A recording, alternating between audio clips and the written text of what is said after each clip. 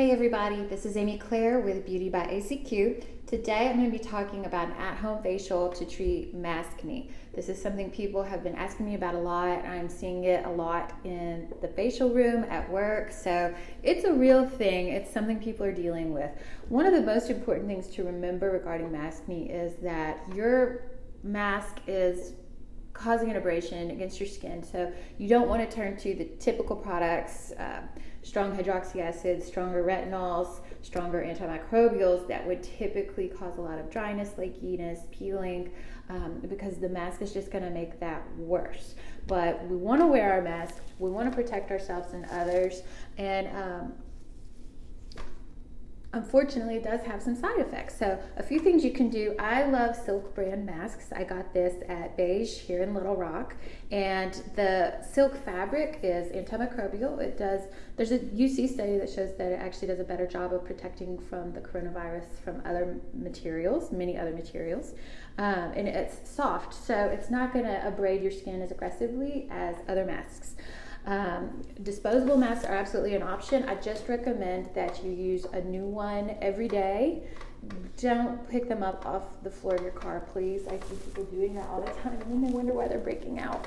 Another thing you could do is I have a UV sanitizer. So when you come get a facial with me, you get to put your cell phone in here, you get to put your mask in here, one at a time, of course, because the full surface area needs to show. Then we turn it on, and within 10 minutes, the ultraviolet rays kill all the bacteria on the surface of whatever you are sanitizing, and it's a great way to clean your mask easily, quickly. Even the disposable ones, you can do it. You'll smell a little ozone that forms in that process, but all in all, it's a really great way to enhance your protection, and again, without using any chemicals or anything harsh that might affect your microbiome. Today I've already cleansed. I've already done a double cleanse. You can see that I'm pretty red and a little crusty. I'm in the process of acclimating to a retinol right now. And these are what we call anticipated reactions. My face bounced back faster, but the thinner skin on my neck and chest is just taking a few more weeks to acclimate to the retinol before I switch from every other night use to nightly use. I'll let this area get caught up and then I'll start bumping up to nightly use. But today I'm going to do a maskne facial, which is very gentle. I'm going to start with my ZO enzymatic peel. So again, instead of ramping up usage of more aggressive exfoliating things like hydroxy acids and retinols, we're going to go with enzymes. This has a tiny bit of lactic acid in it, which is very hydrating, so that's nice. If you're dealing with maskne, there are oil control pads that ZO makes that have salicylic acid and mandelic acid. Mandelic acid is awesome at killing acne bacteria, and it's not too aggressive. But for this facial today, we're going to go with the enzyme peel. You put it everywhere you want to treat. And since I tell everybody your face begins at your nipples, I'm just going to go ahead and take it all the way down. Hopefully it'll work off some of this dead skin buildup so I can power through my retinol acclimation a little faster. And this is gentle enough. I'm going to take it right over my lips and use my ring fingers to work it along the occipital bone around my eye. I don't need to go in any further than that. So really you can leave this on as little or as long as you like. It's going to tingle a little bit, probably more the first time you use it because your skin doesn't know what's happening, but my skin's used to it. I could leave this on for an hour if I wanted and be fine, but you really don't need to do it that long. 10 to 15 minutes would be ideal. Enzymes, the keratolytic enzymes, they love to eat dead skin, and if you saw them under a microscope, they look like little Pac-Men that just chomping on dead skin. They eat it up, and we're going to let them work that layer off, break up some of that congestion before we move on to extractions. So I've removed my enzymatic peel from ZO. Now I'm going to use Boost from Osmosis. If you have oily or more acne-prone skin, they make infused. That would be a great option, but I like the extra hydration and the extra peptides. What we're going to do is grab our ultrasonic skin scrubber, and this is I would liken it to a Clarisonic toothbrush with a little metal spatula attached to it instead of a toothbrush. And the vibrations are going to help to do a little bit of exfoliation of the dead skin very gently, as well as loosen up and dislodge congestion within the follicles. So rather than going in and picking at your skin, leaving marks, getting bacteria from your nails in your skin, rather than using an extractor tool that you can damage yourself with, using a vacuum suction device that I've seen people use that you can bruise yourself with, we're going to do this. This is safe, this is gentle. The only thing is you have to keep the skin very wet when you use this. So we're going to be misting our skin throughout the process with this. Then you just do 2 quick clicks, and that's the extractions plus extra vibration. You can probably hear it. And you're just going to work around the skin methodically with the spatula facing this way against the skin.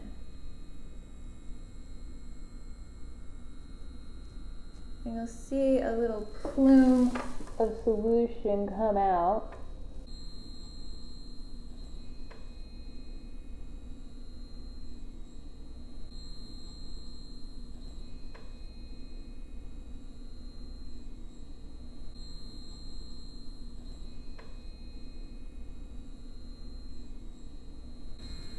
And if you're a guy or you have a guy in your life, this is so fun to do on them because they have such big pores that you can watch the blackheads come out really distinctly. It's fun.